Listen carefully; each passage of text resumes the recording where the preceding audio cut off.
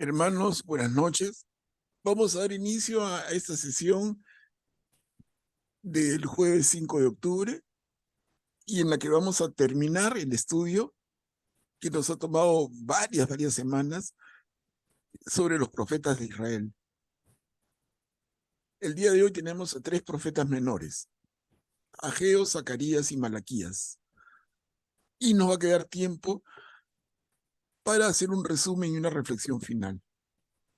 Bueno, pero antes de empezar nuestra reunión, y como acostumbramos, vamos a iniciar con una oración inicial. Y nuestra hermana Rita se ha ofrecido. Adelante, Rita. En nombre del Padre, del Hijo y del Espíritu Santo. Amén.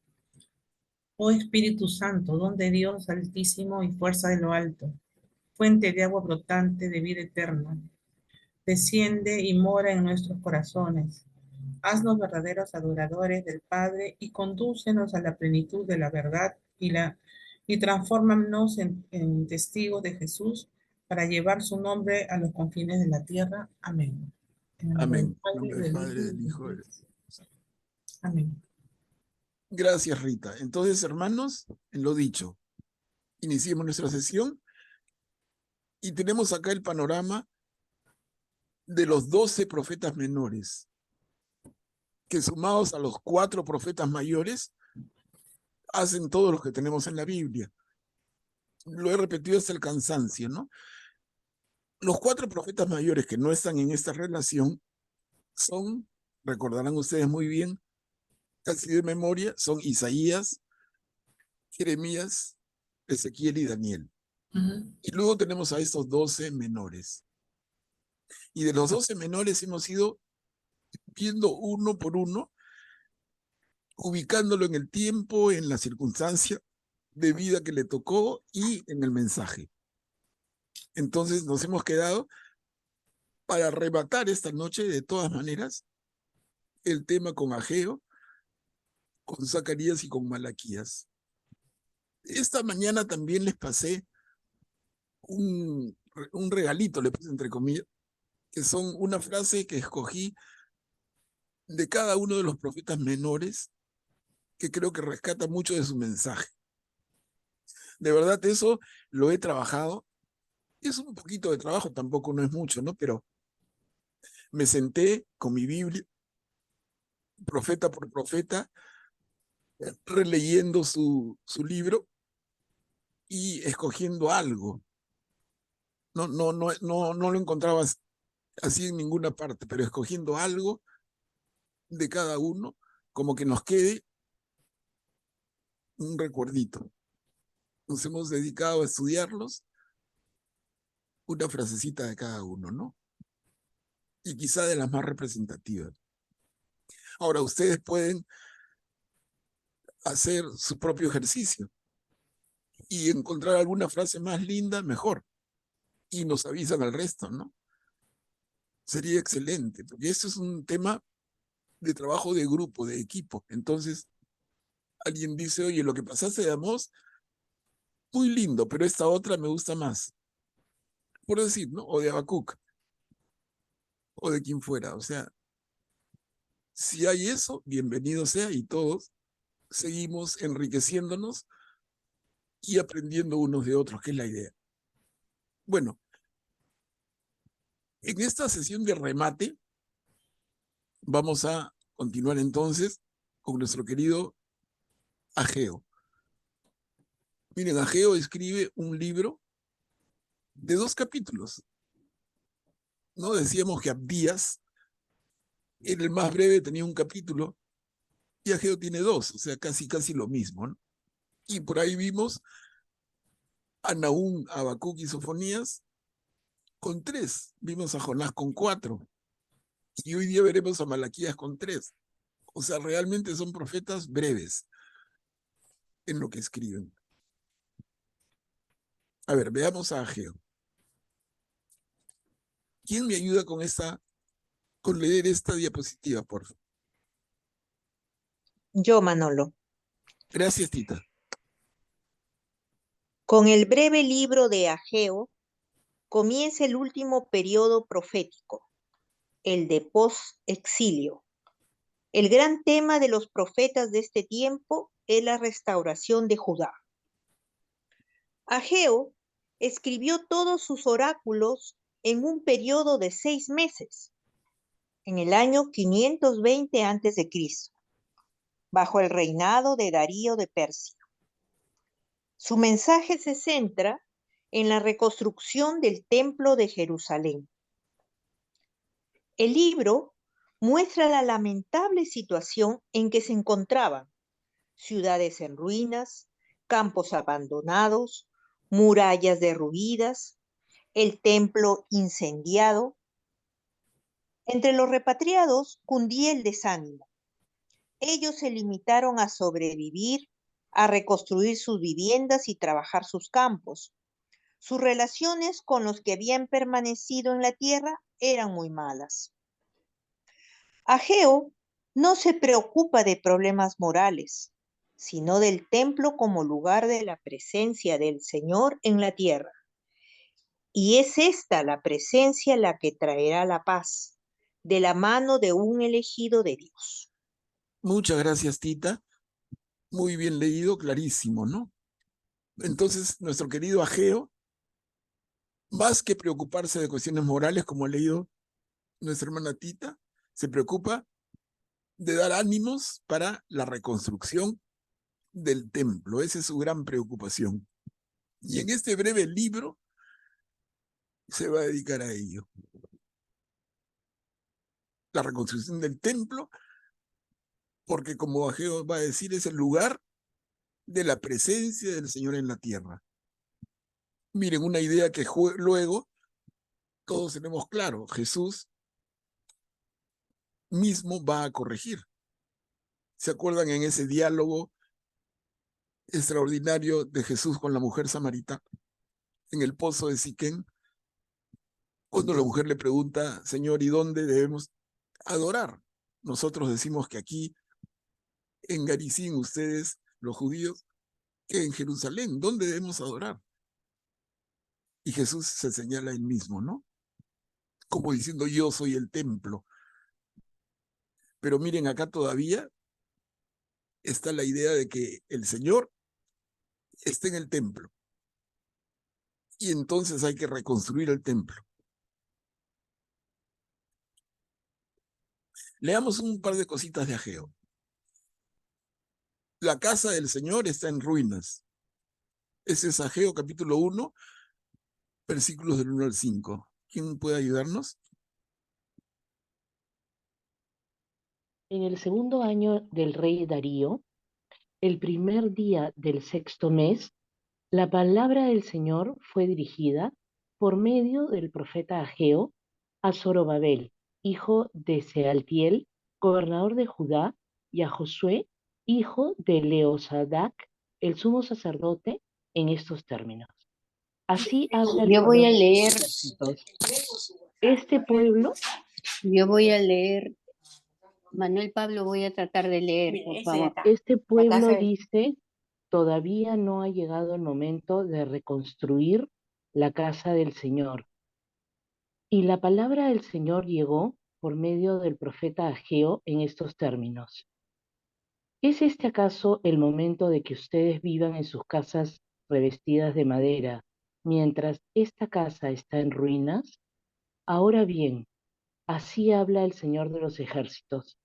Consideren la situación en que se encuentran. Gracias, Mari. Miren lo que estamos leyendo, ¿no?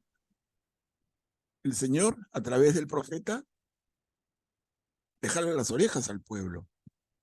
Y dice en el segundo parrafito, este pueblo dice, todavía no ha llegado el momento de reconstruir la casa del Señor. ¿No? Pero el Señor les corrige, le dice, ustedes viven en casas revestidas en madera, mientras la casa del Señor está en ruinas. ¿Está eso bien? ¿No? Entonces, esta idea nos da clarísimo el propósito del profeta Ageo, que es la reconstrucción del templo. Y se parece mucho en el fondo, no en la forma, a un momento de la vida del rey David. Cuando el rey David se construye su palacio y dice, ¿cómo puede ser que yo viva en un palacio y el Señor no tenga una casa digna de él?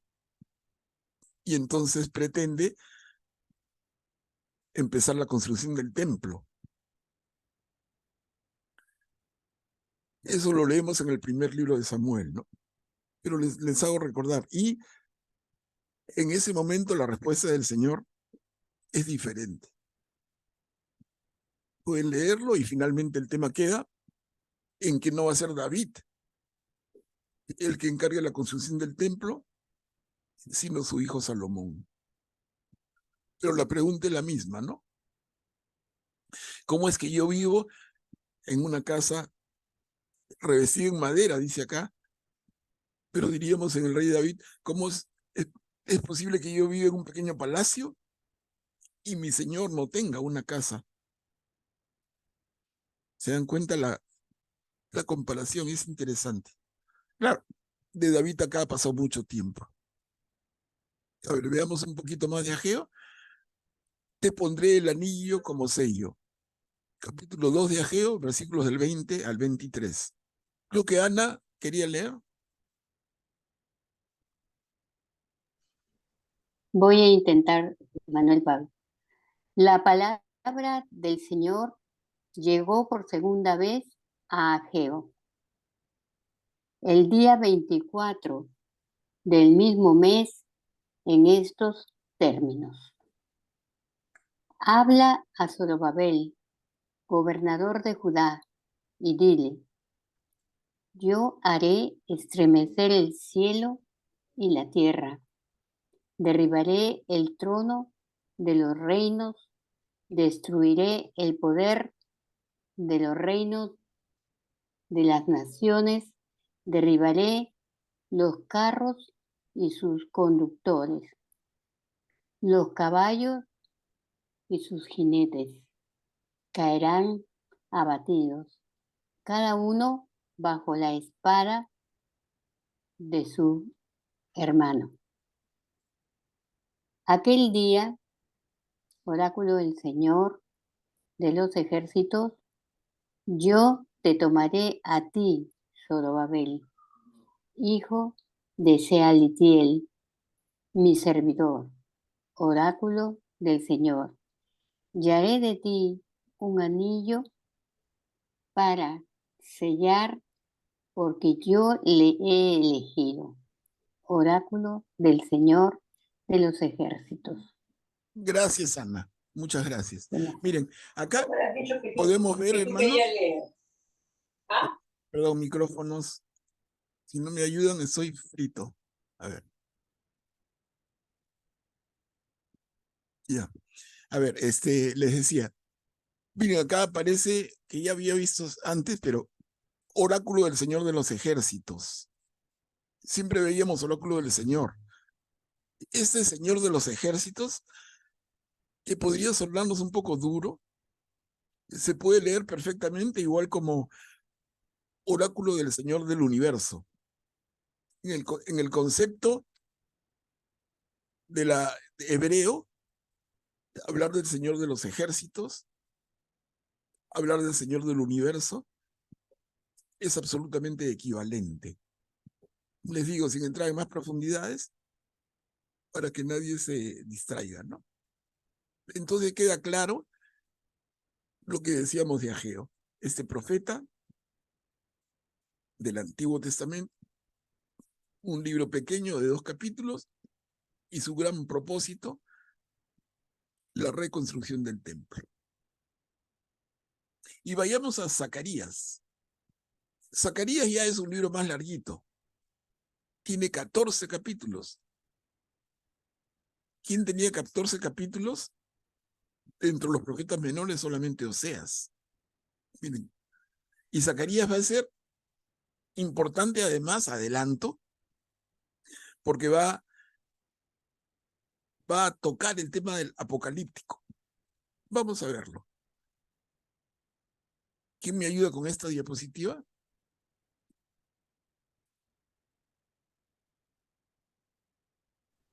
Yo leo. El libro de Zacarías fue escrito en dos épocas y situaciones muy diversas. Zacarías llegó a Jerusalén en uno de los grupos de repatriados del exilio, al igual que Ageo. Ayudó a centrar la identidad del pueblo en el templo, el culto y la ley. 3 siglos más tarde, en la época del sometimiento al imperio griego y siguiendo la costumbre de la época, varios profetas anónimos atribuyeron sus escritos a Zacarías. Dieron especial importancia a los sacerdotes como pastores del pueblo. Insistieron en la responsabilidad de los dirigentes y destacaron la labor de los profetas. El segundo Zacarías anticipa la literatura apocalíptica, brindando esperanza al pueblo con su fuerte contenido mesiánico. Habla del pastor bueno, el Mesías humilde y el reinado de la verdad, la justicia, el amor y la paz. Gracias, Juanina. Miren, entonces, de primera instancia vemos que Zacarías es un poco como Isaías. O sea, el libro de Isaías realmente contiene a 3 Isaías, ¿no? Y en el caso del libro de Zacarías, encontramos a 2 A Zacarías, dos, ¿no? ¿no? Entonces, el primer Zacarías es este repatriado en el tiempo de el retorno del exilio. Eso es en el año 500 y pico. Y el segundo Zacarías es muy posterior, o sea, mucho más cerca a Jesús. Entonces, por eso habla de, entre el primer y segundo Zacarías, habla de 3 siglos. El primer Zacarías es en el retorno del exilio babilónico y el segundo Zacarías es en el tiempo del sometimiento al imperio griego.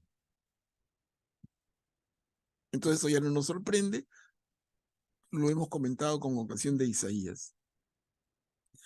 Y lo último, lo vuelvo a leer, es bien importante. El segundo Zacarías anticipa la literatura apocalíptica. Pero miren con qué fin. Y estamos introduciéndonos al tema que vamos a ver en la próxima reunión, enterito el libro del Apocalipsis. Pero, ¿cuál es el sentido de ponernos un cuento de terror? Un cuento que nos da miedo. ¿Cuál es el sentido? No, el sentido no es ese para nada. El propósito, en este caso particular del segundo Zacarías, es transmitir esperanza. Es transmitir esperanza. Y eso es, en general, hermanos, hermanas, el sentido y el propósito de un libro con contenido apocalíptico. No es transmitir miedo. ¡Qué horror! El fin del mundo, el fuego nos come. Para nada, para nada. Usan figuras a veces muy fuertes, pero el propósito siempre es transmitir esperanza a un pueblo que ha sufrido tanto. Y en el caso de Zacarías, leíamos, habla del pastor bueno, el Mesías humilde, el reinado de la verdad, de la justicia, del amor y de la paz, como leyó Juanina. A ver, leamos un poquito de Zacarías. Conviértanse a mí. Ese es el primer capítulo del libro de Zacarías, versículos del 1 al 6.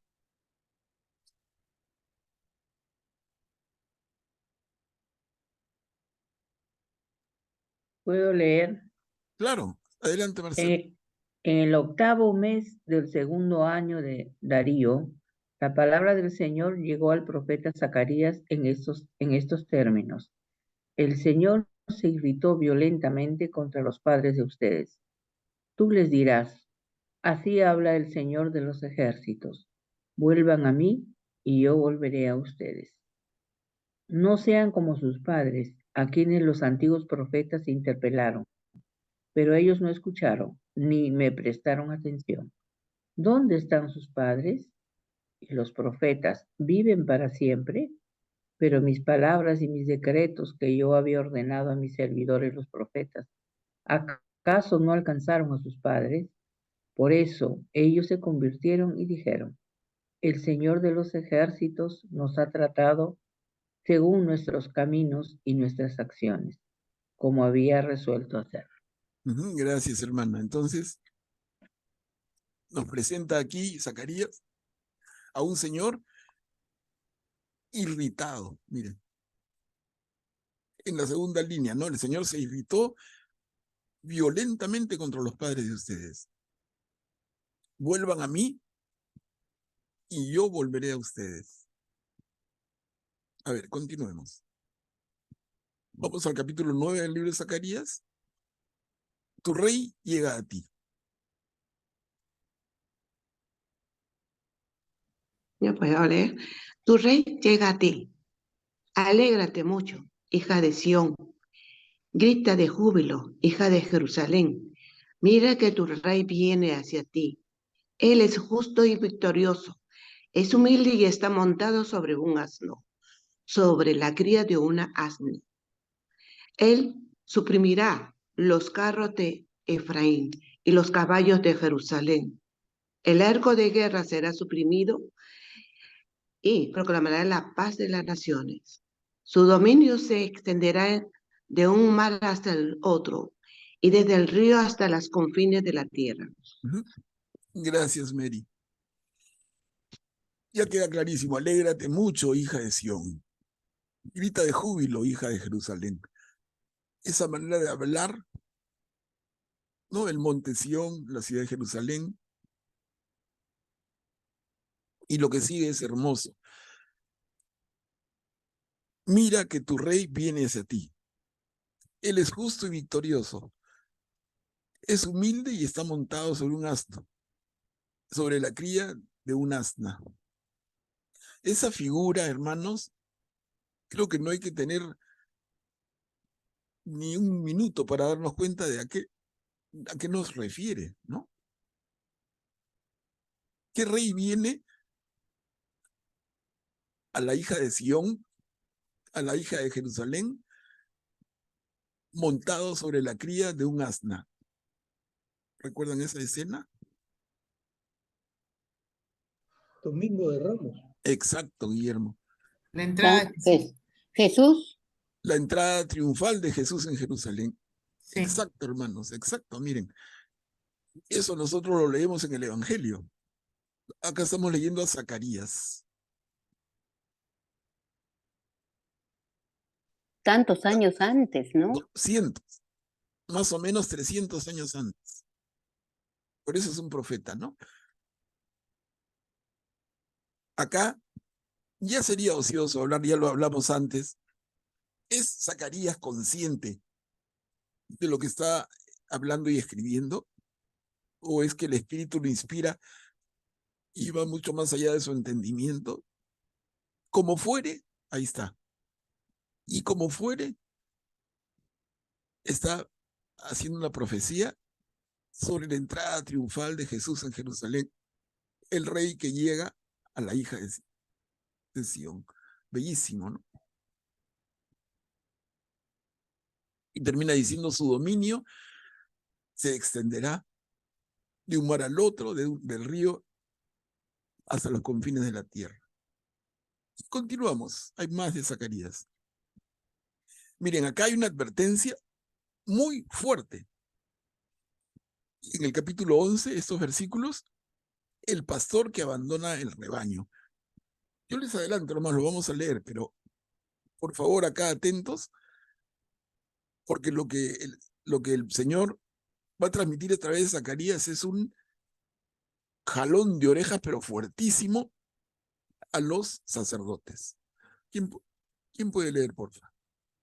Yo leo.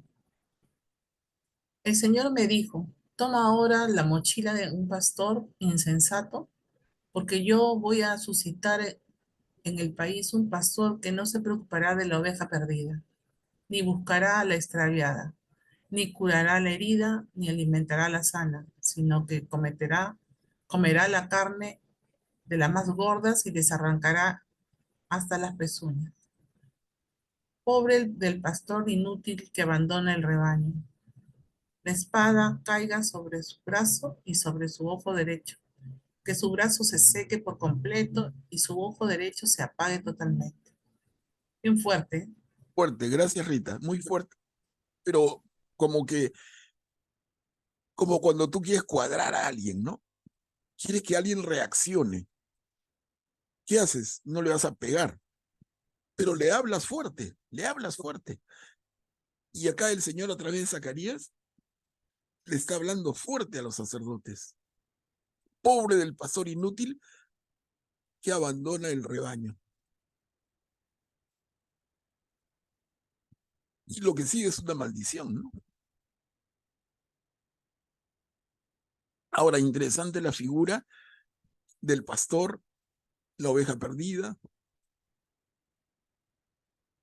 que también nos hace evocar partes muy lindas del Evangelio. También algunos cientos de años antes, ¿no? Es que la figura está. Cuando Jesús se va a presentar como el buen pastor, miren lo contrario del pastor inútil. Jesús da su vida por el rebaño y acá el Señor critica al pastor inútil que abandona el rebaño. A ver, leemos otro poquito. El día del Señor, capítulo 12 del libro de Zacarías.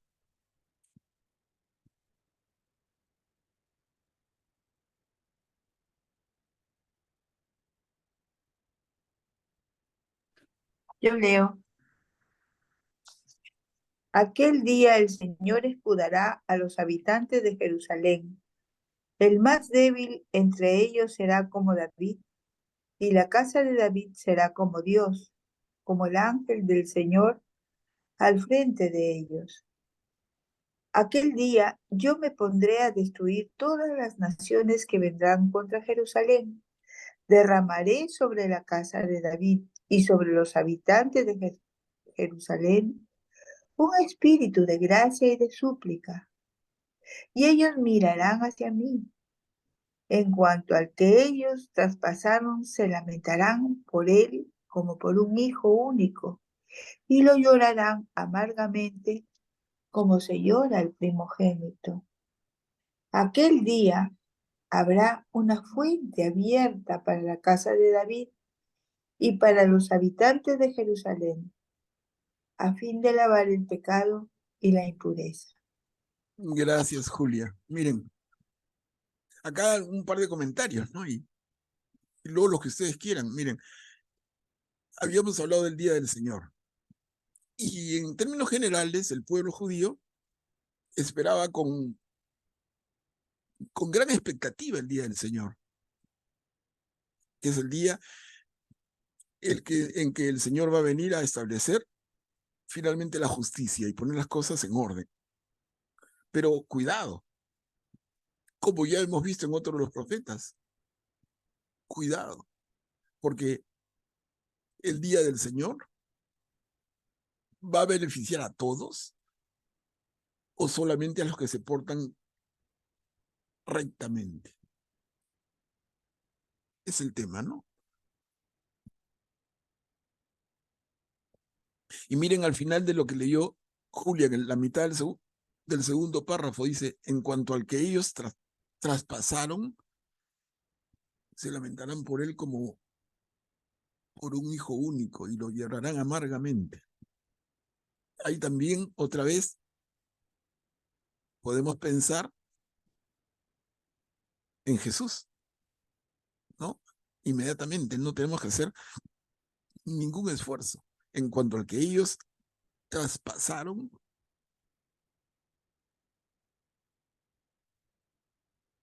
era consciente Zacarías de toda la trascendencia de sus palabras, independientemente de que sí o no está movido por el Espíritu Santo. Y acá hay tremenda profecía también. A ver, avanzamos. Zacarías en el capítulo 14 nos habla de la nueva Jerusalén. Y les adelanto, lo vamos a ver con más tranquilidad el próximo jueves. Pero la Nueva Jerusalén es un concepto absoluto del libro del Apocalipsis del Nuevo Testamento. Miren, ya está acá presente. ¿Quién puede leer?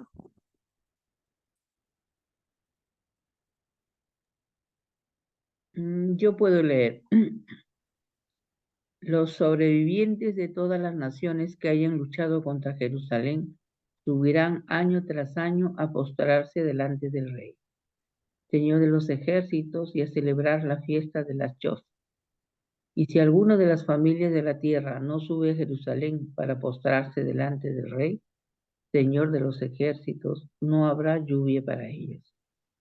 Aquel día los cascabeles de los caballos llevarán esta inscripción: consagrado al Señor, y las ollas de la casa del Señor serán como copas de la aspersión delante del altar.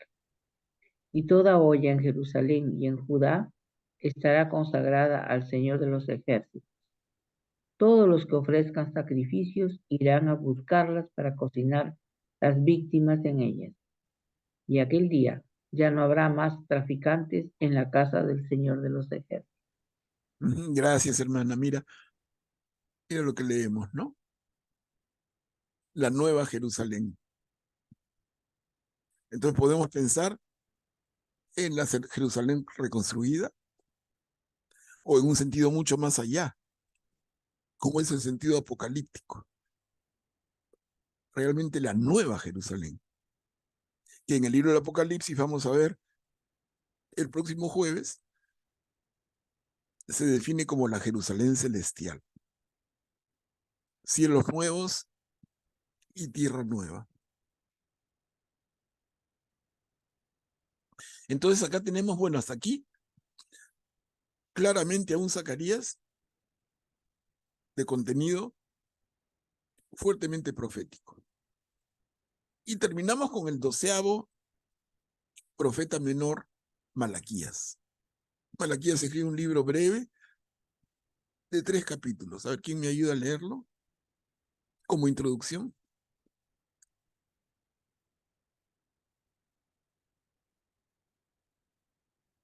Yo puedo leer. El libro de Malaquías se escribió en una época de gran desánimo, pues no se habían cumplido las profecías de Ageo y Zacarías sobre un reino de justicia y paz. Malaquías, mi mensajero, confronta al pueblo que se queja de Dios. Les hace ver que Dios sí los ama y que esto ha quedado comprobado una y otra vez. Anuncia la llegada del día del Señor en la que Dios hará justicia. Insiste en que los problemas del pueblo no se deben a la deslealtad de Dios, sino a la de ellos mismos. Hace una larga lista de pecados en relación a los sacerdotes desviados: el culto vacío, el templo profanado, el diezmo negligente, los matrimonios infieles y la injusticia contra los marginados. Malaquías no se limita a la denuncia, promueve la conversión y levanta la esperanza del pueblo al hablarles de un mensajero que los purificará para que puedan presentarse justos ante Dios en el día del Señor. Establece un lazo mesiánico con el Nuevo Testamento. Gracias, Elba. Mira lo que hemos leído, qué lindo. Malaquías confronta al pueblo que se queja de Dios. Y dice en el segundo párrafo, les hace ver que Dios sí los ama. Y que esto ha quedado demostrado una y otra vez. Entonces, ¿cuál es el problema? El problema es que el pueblo es desleal a Dios, no Dios desleal al pueblo. ¿No? Una idea que para nosotros hoy puede ser clara, pero miren qué fuerte. No es que Dios nos haya olvidado. No es que Dios nos ha dado la espalda. No, es que nosotros le estamos dando la espalda a Dios. No es que el Dios de los enemigos es más fuerte que el nuestro. No, es que nuestro Dios, que es el verdadero, permite que eso pase, como ya dijimos antes viendo a otros profetas, y lo permite para que nos sirva de escarmiento y nos corrijamos. Y entonces acá Malaquías es muy enfático en hacer una larga lista de pecados. Miren, sacerdotes desviados, culto vacío, templo profanado, diezmo negligente, matrimonios infieles, injusticia contra los marginados. Fuertísimo. Es lo que Malaquías ve. Y nada de esto le gusta al Señor. Todo lo contrario. Luego va a venir Jesús y va a hablar de establecer el reinado de Dios. Imagínense, estas son características anti-reinado de Dios, todas. Y es como estaba el pueblo. Pero en la última viñeta que ha leído nuestra hermana, vemos que Malaquías no se limita a la denuncia. Promueve la conversión y levanta la esperanza del pueblo. Siempre levantando la esperanza, ¿no? Entonces, a ver, teniendo esto en mente, leamos un poquito de Malaquías. Capítulo 3. Yo envío a mi mensajero.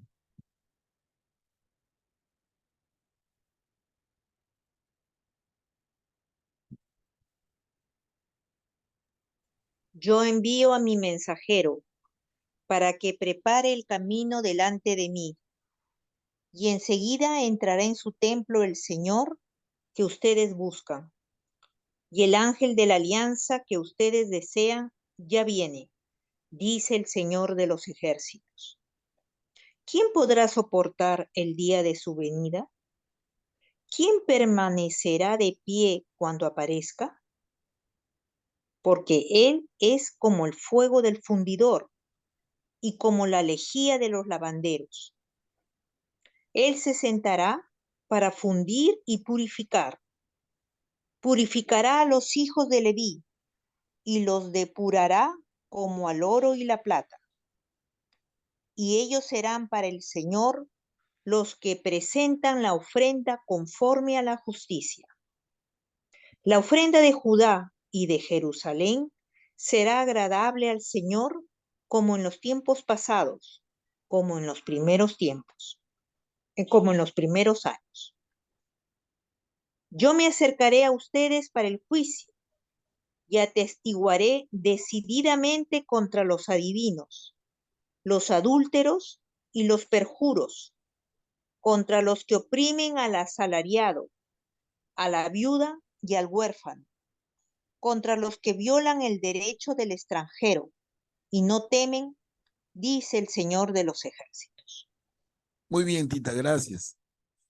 Miren, entonces, Malaquías en su capítulo 3, ¿cómo empieza? Yo envío a mi mensajero para que prepare el camino delante de mí.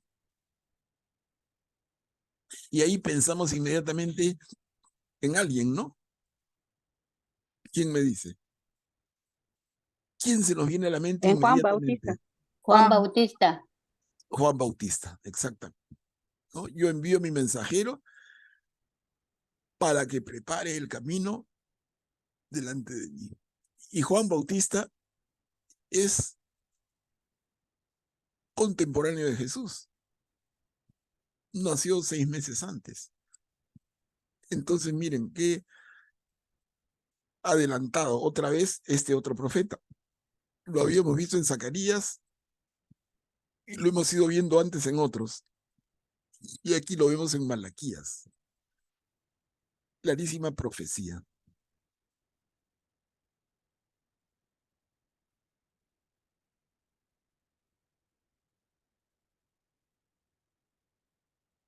¿Y qué es lo que dice el tercer párrafo? Es bien importante también porque nada más no es nuevo, solamente refuerza conceptos que estamos viendo y viendo.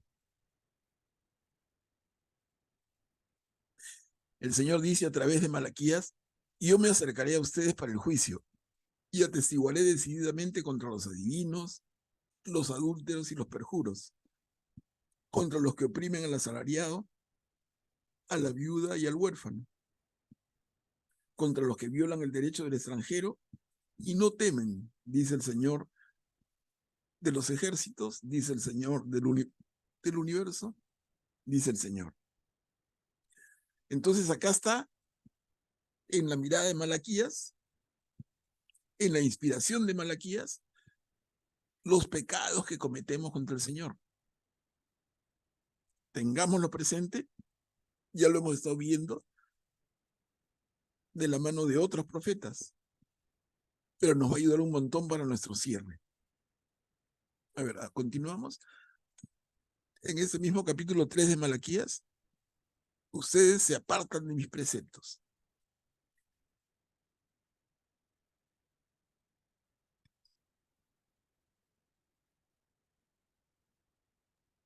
Puedo leer. Yo, el Señor, no he cambiado, pero ustedes no dejan de ser hijos de Jacob. Desde la época de sus padres, ustedes se apartan de mis preceptos y no los observan. Vuelvan a mí y yo me volveré a ustedes, dice el Señor de los ejércitos. Ustedes dicen, ¿cómo volveremos? ¿Puede un hombre defraudar a Dios? Sin embargo, ustedes me defraudan a mí. Ustedes dicen, ¿en qué te hemos defraudado? Sobre ustedes pesa una maldición, porque ustedes, la nación entera, me defraudan. Verán si no les abro las compuertas del cielo y derramo para ustedes la bendición en abundancia.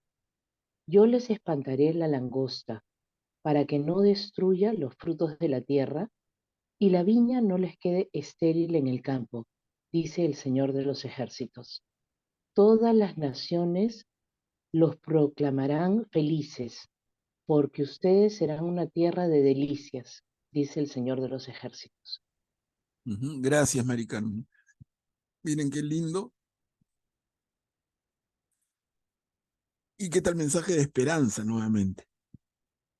El tercer párrafo. Verán si no les abro las compuertas del cielo y derramo para ustedes la bendición en abundancia. Y termina diciendo, todas las naciones los proclamarán felices, porque ustedes serán una tierra de delicias. ¿No? Entonces, dentro de los duros, que son por momentos, en otro momento, son tan llenos de esperanza, de un mensaje tan positivo.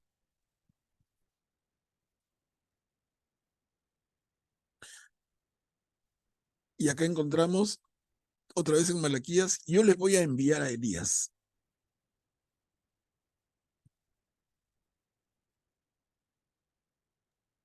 Acuérdense de la ley de Moisés, mi servidor, a quien yo prescribí en el Horeb, preceptos y leyes para todo Israel.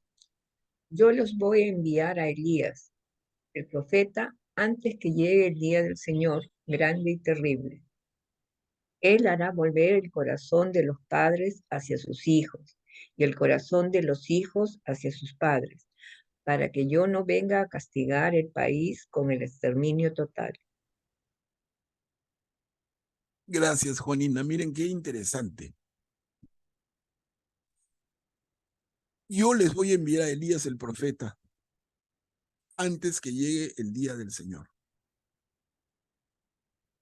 Luego encontramos en el Nuevo Testamento cuando el mismo Herodes le pregunta a Juan, ¿tú eres Elías el que debía de venir? Y la pregunta se la hacen a Jesús también. ¿Tú eres Elías el que había de venir? Y Jesús dice, no, Elías, refiriéndose a Juan, ya vino. En fin, ¿no? ¿Se acuerdan? Entonces, ¿de dónde nos sale esto? Cuando leemos en el Nuevo Testamento a veces nos salen un poco flojos, pero acá está. En el antiguo Israel está escrito. Y acá lo leemos a la letra, textualmente en Malaquías, capítulo 3. Yo les voy a enviar a Elías. Entonces lo están esperando. ¿Se dan cuenta cómo teniendo más elementos podemos darle mucho más solidez a nuestro conocimiento y a nuestra lectura y al entendimiento del Nuevo Testamento. ¿Cómo se relaciona, no? ¿Comentarios, hermanos? Porque acá terminamos. Lo dejo acá un ratito. Perdón. Acá terminamos con el último de los 12 profetas menores. Tenemos tiempo y felizmente para hacer el cierre al que los voy a invitar en un minuto. Pero hasta aquí, ¿algún comentario?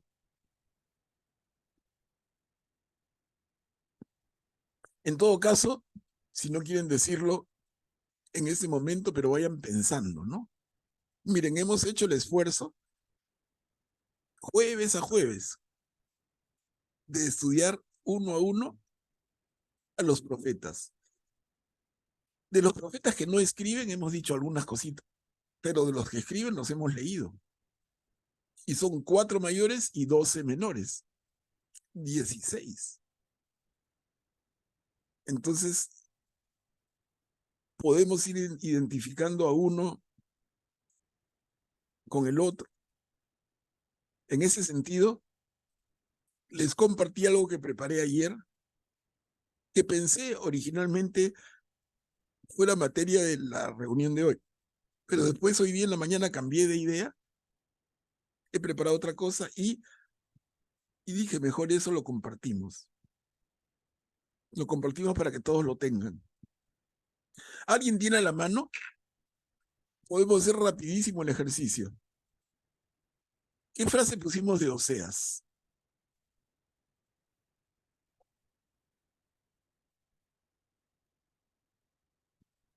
¿Quién puede leerlo? Dijo, ¿lo leo?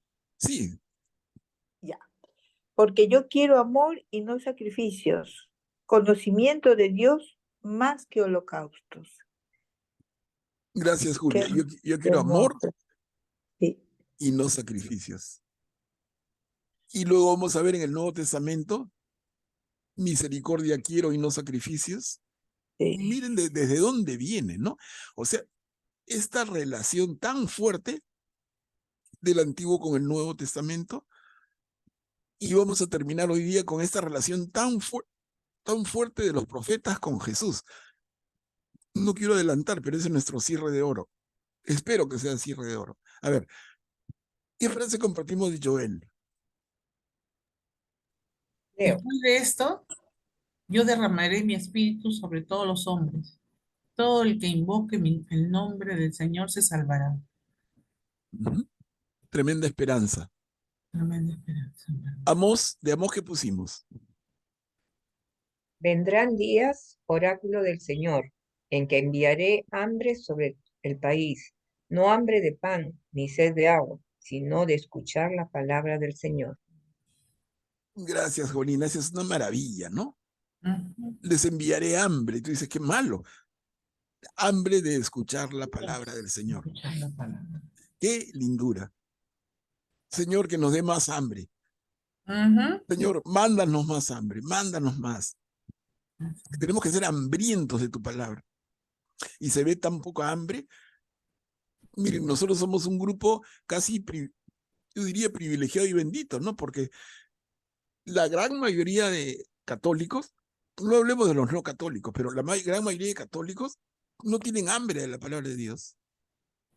No comen, en el sentido más puro, no comen la Biblia, porque no tienen hambre de la palabra. Y el Señor nos dice con Amós, yo les enviaré hambre, pero no hambre de pan ni sed de agua, sino hambre de la palabra de Dios. Miren, Amós, de Abdías, ¿qué pusimos? Porque está cerca el día del Señor contra todas las naciones. Lo mismo tú has hecho, se te hará a ti. Lo mismo que tú has hecho, se te hará a ti. Tu merecido recaerá sobre tu cabeza.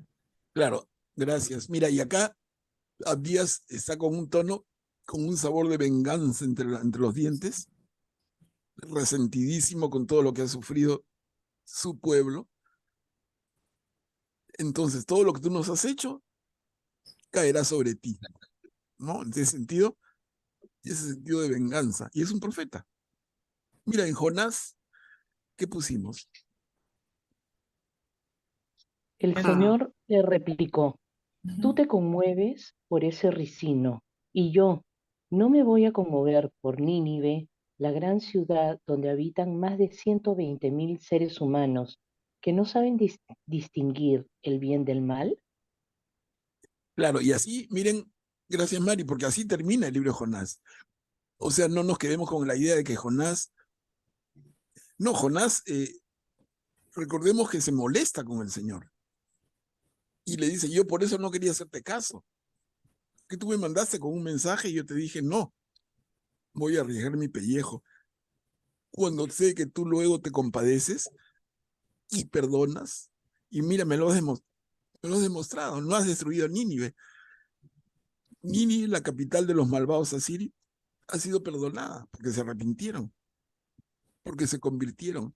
Y el Señor le contesta lo que le ha leído Mari Carmen, que son las últimas palabras del libro de Jonás. Así termina, no estamos inventando, ¿no? Y Miqueas, ¿qué pusimos de Miqueas? Se Sea, se te ha indicado, hombre, que es lo bueno y que exige de ti el Señor. Nada más que practicar la justicia, amar la fidelidad y caminar humildemente con tu Dios. Clarísimo, ¿no? ¿Qué es lo que te exige el Señor? Miren cómo nos lo recuerda Miqueas. De aún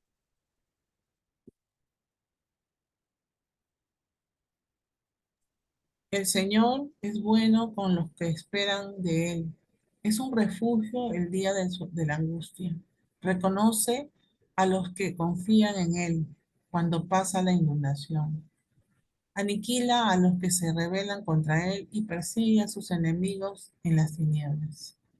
claro, gracias Rita, porque entonces no es que el Señor es un cándido, es un tontín, no, no, no. Él va a estar con los que lo han, con los que han actuado rectamente con Él, pero no con nosotros, clarísimo. Y luego Habacuc,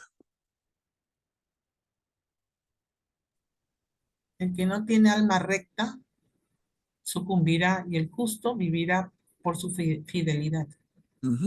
bien, gracias, ¿no? Y esa frase famosa, el justo vivirá por su fidelidad, que lo podemos leer también como se lee en la carta del apóstol Pablo, el justo vivirá por su fe. Y lo tiene como vimos en Romanos y en Gálatas, el justo vivirá por su fe. Y esa frase la toma Pablo de Habacuc. Sofonías, Busquen al Señor, ustedes todos los humildes de la tierra, los que ponen en práctica sus decretos. Busquen la justicia, busquen la humildad. Tal vez así estarán protegidos en el día de la ira del Señor. Dios, está fuerte. qué lindo, qué lindo. Ageo, Ánimo, todo el pueblo del país, oráculo del Señor, manos a la obra, porque yo estoy con ustedes según el compromiso que contraje con ustedes cuando salieron de Egipto y mi espíritu permanece en medio de ustedes. No teman. claro, gracias. Mire, y cuando Ageo dice, ánimo, manos a la obra, ya vimos, se refiere a la reconstrucción del templo. Nada de estar holgazaneando, ¿no? Pero tiene un mensaje muy simpático y profundo y alineado con el auténtico cristianismo. Y es, ok, qué linda tu fe, pero quiero ver obras, ¿no? Fe con obras. Y eso se dice de diferentes maneras en nuestra iglesia, pero ya está en el Antiguo Testamento, ya lo vemos claramente en Ageo. A ver, Zacarías, Alégrate mucho, hija de Sión. Grita de júbilo, hija de Jerusalén. Mira que tu rey viene hacia ti. Él es justo y victorioso, es humilde y está sentado sobre un asno, sobre la cría de una asna. claro, ya lo vimos, Julia, gracias, la entrada triunfal de Jesús en Jerusalén, ¿no? Y luego, finalmente, Malaquías.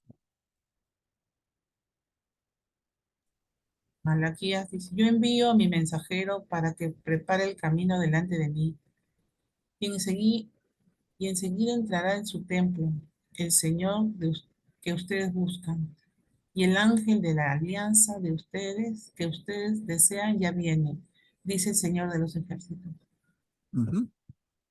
Bien, gracias. Miren, entonces, una frasecita que les digo es un ejercicio que yo hice para tener un elemento de cada uno de los 12 profetas menores, que creo que lo pintan de cuerpo entero. Pero los invito a que ustedes hagan su propio ejercicio y por ahí encuentran una frase más apropiada, compártanla, ¿no? Estamos todos para aprender entre todos. Ese, en todo caso, es un punto de partida. Porque si no, les digo, yo pensaba ayer y hoy, pucha, hemos hecho tremendo esfuerzo, pasamos por cantidad de profetas y se me hace un arroz con mango en la cabeza, ¿no? Un batido de frutas, no, no. La idea es ir reconociéndolos de a poquitos. Bueno, hasta ahí, hermanos, los profetas menores, y justo son las 9. Tenemos media hora, tiempo perfecto para la última parte que he preparado, que es una reflexión final sobre los profetas en general.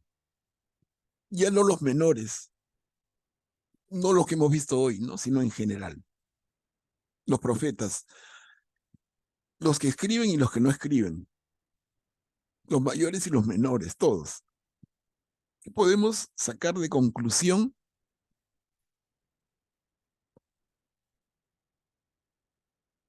No sé si alguien quisiera adelantarse, yo tengo algunas diapositivas, pero si alguien quisiera antes hacer algún alcance, bienvenido.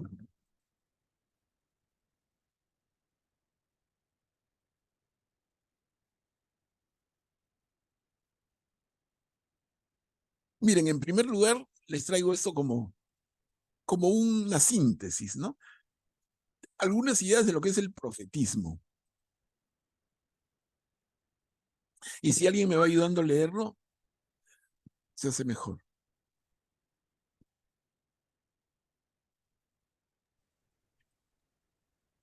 En diversos grados y en formas variables, las grandes religiones de la antigüedad tuvieron hombres inspirados que afirmaban hablar en nombre de su Dios. Gracias, Elba. Y eso es así. Porque el profetismo no es exclusivo de Israel. Si nosotros estudiamos historia antigua, vamos a encontrar, entre comillas, profetas en muchas culturas vecinas de Israel. Pero, a diferencia de otros pueblos, los profetas de Israel no eran adivinos. Son mensajeros e intérpretes de la palabra divina. Entonces, esto marca una diferencia grande. El profeta en Israel no es un adivino. Augusto, está levantando la mano, adelante. Sí, y también una nota sobre la profecía, ¿no? Que a veces se cree que la profecía es algo, digamos, que podemos comprenderlo al 100% y es certera, ¿no? Y, y va a pasar como nosotros creemos que dice la profecía en sí misma, ¿no? Pero esto es algo que habla San Juan de la Cruz y nos dice, por ejemplo, como ejemplo en el caso de Nínive, ¿no? El Señor había profetizado que fuera Jonás y dijera que la ciudad iba a ser destruida.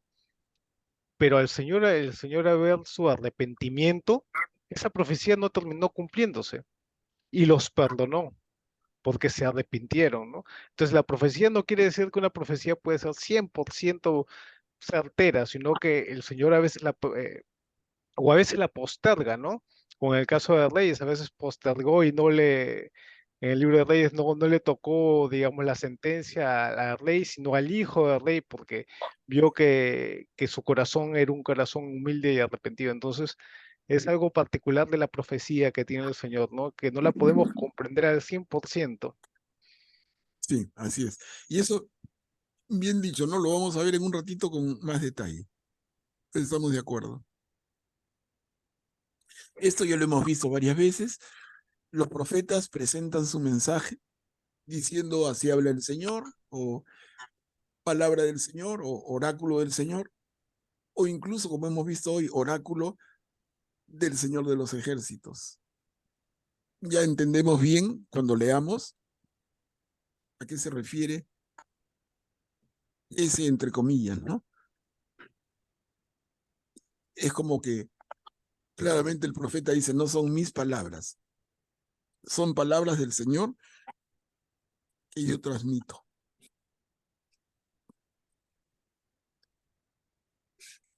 Acá, ¿quién me ayuda? Miren esta palabra.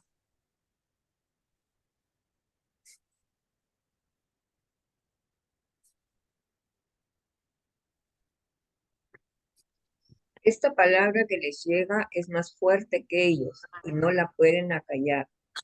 Es para mí una necesidad imperiosa predicar el Evangelio, dice Pablo en 1 de Corintios 9:16. Sí, gracias. Mira, efectivamente, y acá a propósito, ellos no pueden acallar la palabra que les encarga el Señor. Y a propósito, entre paréntesis, he puesto una cita, pero de Pablo, que es Nuevo Testamento. Y es que aquí dejamos abierta la puerta. ¿Es que los profetas se acaban con el Antiguo Testamento? No. ¿Es que en el Nuevo Testamento también hay profecía? Sí. ¿No? De todas maneras. Y por eso digo acá, dejo la puertita abierta, pero no nos distraigamos por ahora.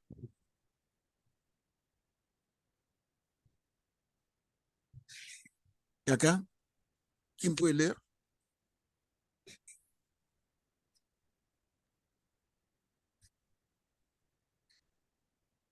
Los profetas fueron enviados para manifestar la voluntad de Yahvé y ser ellos mismos señales, no solo sus palabras, sino también sus acciones. Su vida, todo es profecía. Gracias, Elba. Mira, y eso lo hemos visto una y otra vez, repetidamente. Pero a ver si les viene el nombre. ¿En quién esto es más evidente que en ninguno otro? En Jeremías. Jeremías, ¿no? En Jeremías, más que sus palabras, es su propia vida. Eso lo vimos. Qué bueno que lo tengan presente. Está en todos, pero en Jeremías es mucho más claro. O sea, Jeremías habla con su vida. Veamos un poquito, continuando, en esta síntesis, la palabra profética.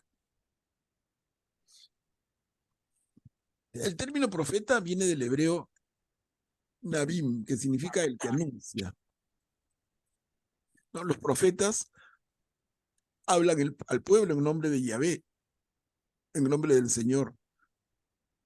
Les recuerdan su alianza, denuncian las infidelidades y anuncian al Mesías. Entonces, miren, esto lo vamos a reforzar en un minuto, pero ¿de qué hablan los profetas? Que son un montón. Recuerdan la alianza entre Dios y el pueblo, denuncian las infidelidades del pueblo, anuncian al Mesías, y definitivamente cada uno con diferente énfasis en su propio estilo, pero en el fondo muy parecidos, ¿no? Y preguntamos, ¿todos los profetas escribieron libros? Y decimos no. Algunos profetas no escribieron nada.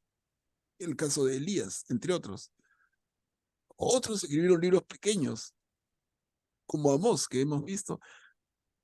Y unos pocos escribieron libros extensos. El más largo de todos, Isaías.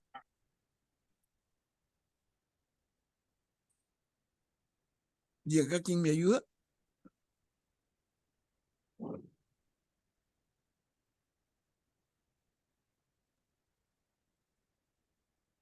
Como el profeta, Adelante. Como el profeta no es más que un instrumento, el mensaje que transmite puede rebasar las circunstancias en que se haya pronunciado y aún la conciencia misma del profeta, quedando envuelto en el misterio hasta que el porvenir lo haga explícito, realizándolo. Gracias, Elba. Mira, eso que has leído es un poco el comentario que hacía nuestro hermano Augusto hace un par de minutos. Como el profeta no es más que un instrumento, el mensaje que transmite puede rebasar, puede ir más allá de las circunstancias en que se haya pronunciado. Y aún ir más allá de la conciencia misma del profeta. O sea, fácil que por ahí el profeta dice y escribe cosas que no llega a entender del todo. ¿Hasta cuándo? Hasta que el misterio se haga explícito en el tiempo por venir, cuando esto se realiza. Eso es bien interesante tenerlo en cuenta. No pensemos en magia, ¿no? El Espíritu Santo inspira a los profetas, pero no necesariamente la mente humana del profeta puede procesar y tener clarísimo todo. Él transmite cosas que entiende y transmite cosas que incluso van mucho más allá de la conciencia que él puede tener. Es como que lanzan una flecha al futuro con los ojos vendados, ¿no? Y sin embargo dan en el blanco.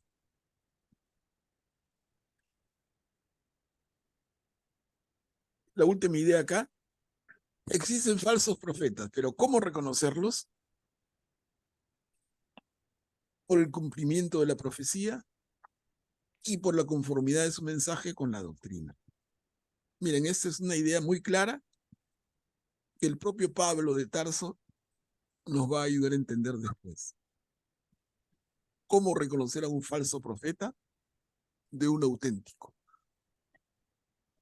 Uno, el falso profeta profetiza cosas que no se cumplen. Dos, el falso profeta da mensajes que no están conformes con la doctrina, con nuestra fe.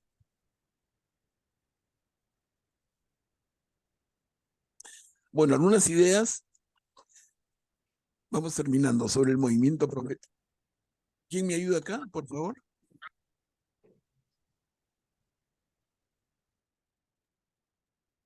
La Biblia pone a Moisés como la cabeza del linaje de los profetas y le considera el mayor de todos.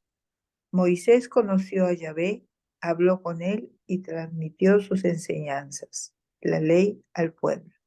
Gracias, Julia. Y eso es justo en ese momento de cierre, es justo recordarlo y escribirlo, ponerlo ahí evidente, porque es así. En alguna reunión pasada ha sucedido que más de una hermana ha comentado de Moisés. ¿Y por qué no lo mencionamos? Pero miren, acá está. Moisés es la cabeza del linaje de los profetas. La Biblia lo considera el mayor de todos. Porque si el profeta es el que habla por Dios, es que Moisés lo hace absolutamente. Y al punto de que las enseñanzas que transmite el Señor a través de Moisés, lo que conocemos como la ley, están allí. Y que no son solamente 10 mandamientos, sino como hemos visto, 613, 613 preceptos. A través de Moisés, el Señor transmite al pueblo cómo quiere que cada uno viva, cómo quiere que cada uno viva su día a día, desde despertarse hasta acostarse y hasta cómo dormir, cómo comer, cómo lavarse, cómo relacionarse con el otro, No son 10 mandamientos, como les digo, es mucho más, ¿no? En la cultura judía son 613 los preceptos, a través de los cuales el Señor le dice al pueblo cómo deben llevar su vida. Entonces Moisés es un profeta absolutamente.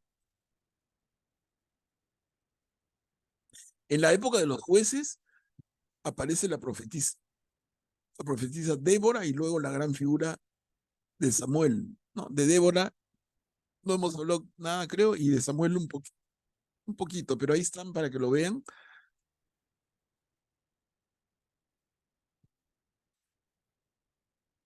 Aparecen Gad y Natán, profetas del rey David. De Gad no hemos dicho creo que nada, pero de Natán sí.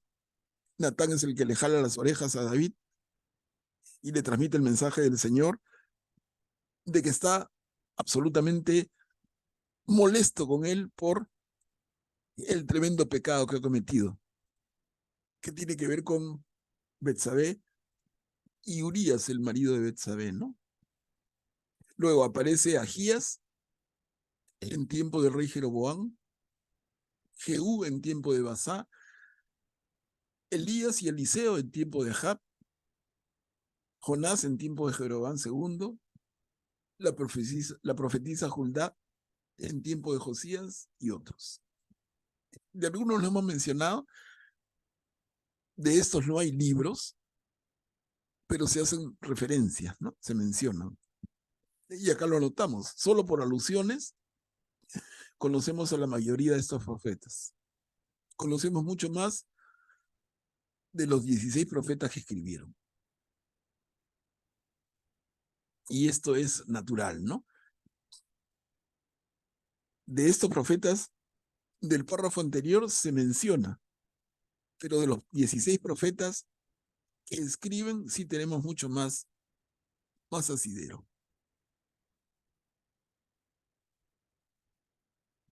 Hermanos, hasta aquí me detengo porque es ya el cierre y lo que pretendo sea como broche de oro. Ojalá lo consiga. Pero les doy la palabra antes de rematar. Por favor, quien quiera.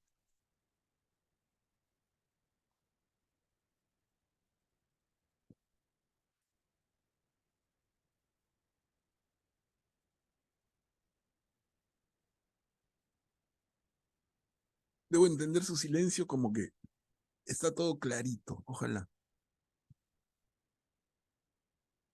Miren, y esta diapositiva final para los 15 minutos que nos quedan. Los profetas y la enseñanza de Jesús.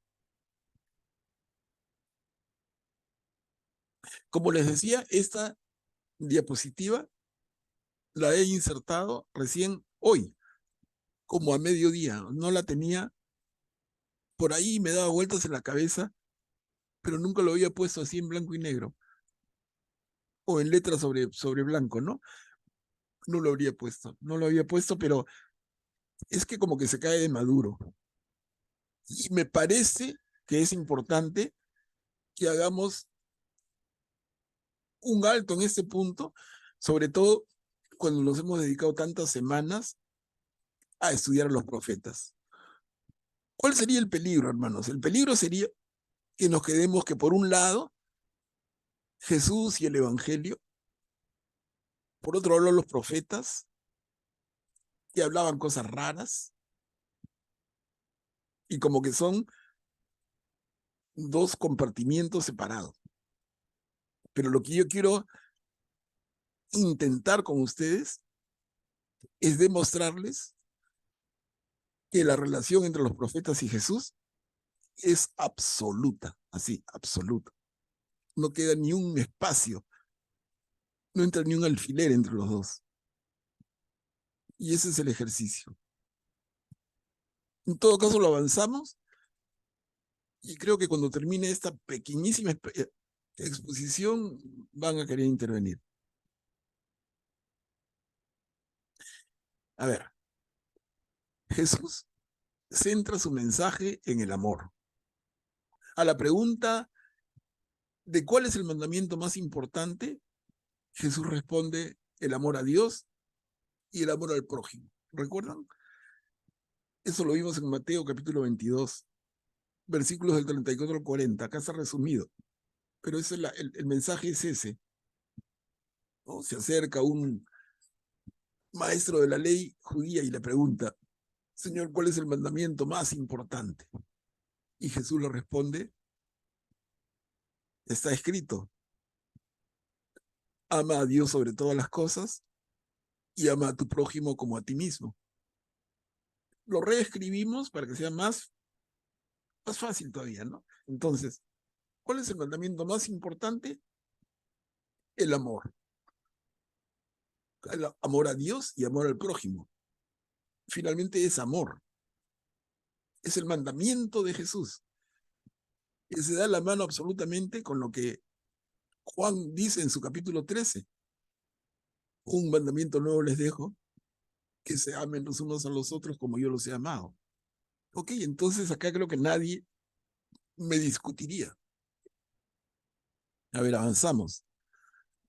¿Cómo mostramos nuestro amor a Dios? Pregunto, ¿no? Y yo mismo contesto y digo, por nuestra fidelidad al Señor. ¿De qué otra manera le mostramos a Dios nuestro amor? Siendo fieles a Él. Y eso está en el Antiguo Testamento desde el comienzo. Desde el Shema Israel, en el libro del Deuteronomio. Escucha, Israel, el Señor tu Dios es el único Señor. Y lo amarás con todas tus fuerzas, con toda tu alma, con todo tu corazón. No, entonces, la fidelidad al Señor es la forma en que le mostramos nuestro amor. ¿Y cómo se habla del amor a Dios y el amor al prójimo? ¿Cómo mostramos nuestro amor al prójimo? La pregunta va de la mano con la reflexión de Jesús, ¿no? Amar a Dios y amar al prójimo. Amar a Dios a través de comportarnos fieles al Señor y amar al prójimo a través de la manera en que lo tratamos. Por ponerlo en facilito y no más filosofía. Entonces, ¿cuál es mi relación con Dios? ¿Está por encima de todas las cosas? No, el dinero está primero y Dios después. Fidelidad a Dios. Y luego, amor al prójimo. ¿Y eso cómo se lee? ¿Cómo se traduce? ¿Cómo se, disculpando la palabra, cómo se mastica? Que no sea pues filosofía o palabras románticas, ¿no? No, ¿cómo tratas al otro? ¿Cómo tratas al otro quien fuera el otro? Cercano a ti o no cercano. Que te caiga simpático o no te caiga simpático. ¿Cómo lo tratas? Entonces, hermanos, miren, en esta construcción facilita la siguiente pregunta que hago. ¿Qué denuncian los profetas de Israel? Ya los hemos visto. Los 4 mayores y los 12 menores. Tiene cada uno su estilo y su forma. Cada uno prioriza de una manera, pero finalmente lo que denuncian es esto. Infidelidad al Señor y abuso a los hermanos. Entonces, recordemos un segundo, ¿no? Cuando varios profetas a partir de Oseas dice, Oseas, me casé con una prostituta, pero yo la amaba y la perdoné. Y este es el amor de Dios con su pueblo. El Señor hace una alianza con su pueblo y el pueblo se compromete a ser fiel y no lo es. Y actúa, como hemos visto y dicho por uno y otro profeta, actúa como una prostituta. Pero el Señor siempre perdona El Señor siempre espera, el Señor misericordioso. Y el otro elemento que denuncian los profetas de Israel es el abuso a los hermanos. Abuso, maltrato, explotación, le roban en el peso, le roban en el salario, los explotan, abandonan a los niños, no amparan a las viudas, no albergan a los extranjeros. Y todo eso engloba dentro del concepto acá abuso a los hermanos. Y acá, queridos hermanos, son las dos cosas que podemos resumir. De los 12 profetas menores y de los 4 mayores, para que no se nos haga un enredo en el cerebro. Entonces, los profetas denuncian dos cosas. Ante el Señor Dios, pueblo infiel. Ante el hermano, pueblo injusto, abusivo. Pero luego entonces viene Jesús y nos habla de amar a Dios y amar al prójimo. Y esa es mi conclusión, no sé si estamos de acuerdo. Existe una absoluta coherencia entre el mensaje de los profetas y la enseñanza de Jesús. Yo lo dejo ahí, hermano, y les doy la palabra.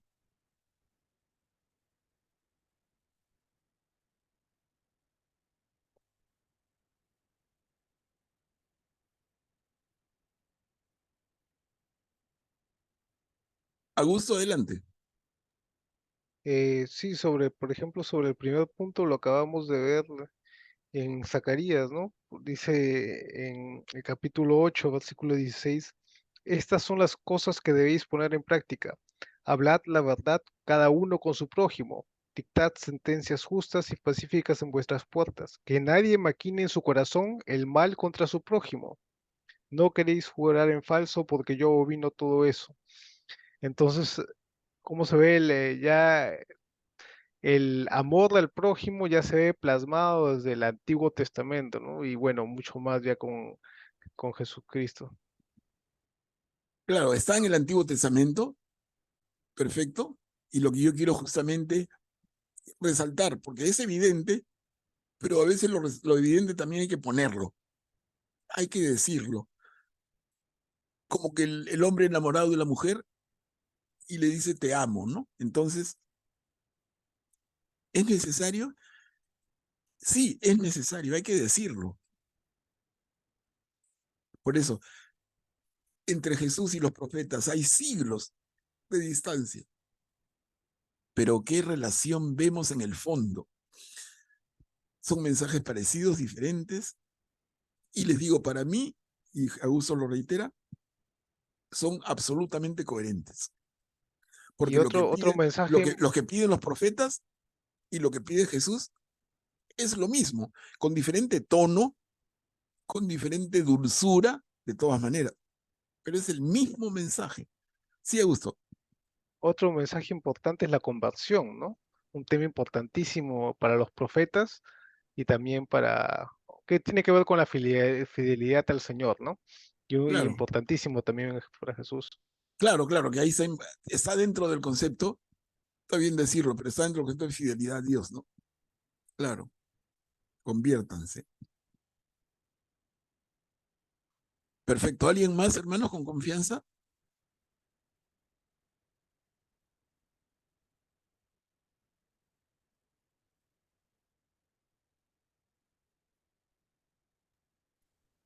Manuel Pablo. Adelante, Julia. Bueno, yo veo realmente en los profetas un llamamiento profundo, grande de Dios a cada uno de ellos, tanto a los mayores como a los menores, porque se puede ver, si no exagero, la exquisitez de cada uno en entregar lo mejor de ellos, de lo que sentían y lo que el Señor les entregó en ese momento. Y todos ellos conforman como un cúmulo de palabras especiales que llegan a cada uno de nosotros a movernos, ¿no? O sea, el esfuerzo de nuestro Dios es inmensamente grande a movernos a no hacer, ni siquiera pensar o tener intenciones en nuestras mentes, en nuestras cabezas de nuestros hermanos. El mensaje de Jesús es clarísimo. Ama a tus enemigos, ora por el que te hace daño, te persigue. Pon la otra parte de tu cara cuando te hagan daño, en fin. Todo es amor, amor, y lo vemos, como digo, en cada profeta. De verdad que esta clase la quisiera profundizar. Es tan hermoso el mensaje que Dios nos está dando con nuestro profeta y en nuestros días. Es realmente maravilloso lo que cada profeta tiene para entregarnos. Sí, Juli. Eso es mi Sí, aporte. gracias, mira. Gracias, y justamente, ¿no? La idea es que acá terminamos el curso, pero se abre una etapa propia para cada uno de ustedes y para mí mismo. Profundizar en esto, entenderlo más, hacer lección divina con el mensaje de cada profeta, con cada texto. O sea, la chamba no termina. Podemos decir que la chamba comienza, pero con más claridad, ¿no? La ventaja de un curso es que si el curso está bien llevado, debemos tener más claridad. Empezamos un poco confundiditos y terminamos muy claros. Así debiera ser. Bueno, hermanos, y entonces, este ha sido nuestro curso. Realmente no he contado. No he contado, voy a hacer el ejercicio ahora. Simplemente por curiosidad. ¿Cuántas semanas nos tomó desarrollar este tema? Pero han sido varias. Hace tiempo, recuerdo, hicimos una sesión introductoria. Voy a contar. No es difícil, ¿no? Pero voy a hacerlo. Y simplemente doy una idea de cuántas semanas nos hemos dedicado a este tema. Y para llegar a la conclusión a la que he pretendido llevarlos, y es que el mensaje de estos profetas se da un abrazo enorme con el mensaje de Jesús. Lo que los profetas anuncian y claman es lo que Jesús enseña. Total coherencia. Y eso es realmente hermoso, ¿no? No es que estudiamos a los profetas simplemente por cultura, porque está en la Biblia. No, miren, cuánta relación. Y decíamos, estudiar la Biblia, conocer la Biblia, debe conseguir finalmente fortalecer nuestra fe. Y acá tenemos una muestra clara. Manuel, el Sí, 8 de Marcela. junio comenzamos los profetas con Elías. 8 de junio. El 1 de junio estamos Manuel Pablo. Perdón. Claro, acá, Elías fue el 8 de junio y antes fue como hablar sobre lo que íbamos a hacer, una introducción. Claro, hemos trabajado, mira, todo junio, julio, agosto y septiembre. 4 meses. 4 meses. 4 por 4, 16. 16 sesiones y por ahí hay una sesioncita más porque los meses no son exactamente 4 semanas. Claro. Entonces, sí, pero es una buena aproximación, miren. Nos hemos dedicado un poquito más de 16 semanas, un poquito más de 4 meses para estudiar a los profetas de Israel. yo los felicito y les agradezco porque de verdad hay que tener paciencia y bastante voluntad, pero considero que vale la pena.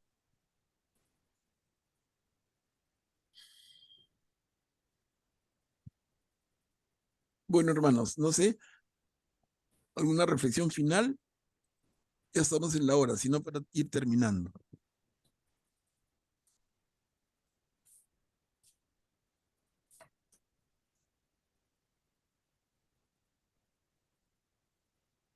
Profesor, yo he aprendido, me falta para mí seguir escuchando las grabaciones de cada uno, pero personalmente, que no sabía nada, la verdad que estoy inmensamente contenta, muy agradecida porque poquito a poco voy diferenciando y estoy aprendiendo e involucrándome mucho más. Claro, claro que tengo que tener mucha paciencia porque no tenía claro bien, pero para mí es muy, muy importante. Yo le doy las gracias inmensamente. Gracias, Mary. Y yo les agradezco a ustedes, porque de verdad les digo que yo he aprendido un montón en estos meses. Que conocía a los profetas, los conocía, pero ahora los conozco mucho más. Es que el esfuerzo de acercarte, de abrir tu Biblia, de leerla, de escoger textos, de entender la situación personal de cada autor inspirado, de cada profeta, todo eso te obliga. Luego el conversar con ustedes, les digo, del Manuel Pablo, del 1 de junio, al Manuel Pablo del 5 de octubre que soy, han pasado 4 meses, soy otro. Comprendo mucho mejor, comprendo mucho mejor. Yo en ese sentido les agradezco un montón porque, como dicen, el que enseña aprende 2 veces. Yo siento que he aprendido 10 veces, no solamente 2, ¿no? De verdad que es para mí un privilegio poder trabajar con ustedes porque me entusiasman, me motivan a un nivel de lectura atenta diferente. No solamente sentarme en mi sillón, me preparo un café y paso las hojas, ¿no? Lo he hecho miles de veces. Pero el hecho de tener que decir, a ver, me toca trabajarlo, tengo que escoger, decir, te pone en una presión muy sana, pero diferente. Sí. Sí, de verdad. Muchas gracias. Muchas gracias. Gracias. Bueno, hermanos, entonces aquí quedamos, ya estamos sobre la hora. Solamente recordarles que el próximo jueves vamos a tener una sesión como que última, como que hemos terminado de preparar el pastel y le vamos a poner la cereza al pastel. Y la cereza del pastel se llama Libro del Apocalipsis. Porque miren, les comento nada más, anticipando. Si nosotros llevamos un curso de Nuevo Testamento, vemos evangelios, cartas de Pablo, Hechos de los Apóstoles, las cartas de Juan, otras cartas apostólicas. Todo es bellísimo. Y de repente ahí salta una cosa rara.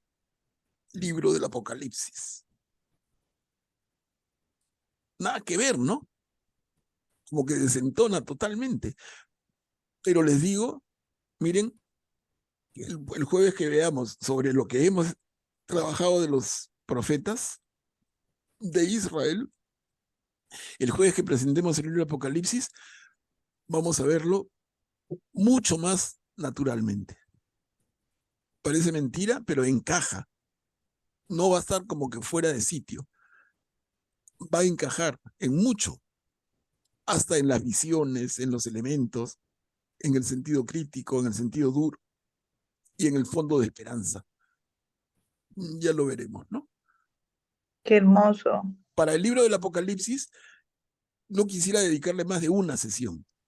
De verdad que podríamos quedarnos más tiempo, pero no, la idea tampoco no es enviciarnos, ya el que quiera que lo lea leer el libro, que lo lea entero tranquilo, ¿no? Pero nuestra sesión del jueves empezamos y terminamos con el libro de Apocalipsis. Lo que quiero no es que nos volvamos doctores en Apocalipsis, sino enlazar ese libro tan difícil de leer con el elemento que tenemos tan clarito. Es aprovechar sobrecalientito. Estamos sobrecalientito. Hemos trabajado 4 meses a los profetas y entonces el Apocalipsis va a encajar como anillo al dedo. Por lo menos es mi apuesta. Vamos a verlo. Bueno, hermanos, les agradezco mucho y si alguien, por favor,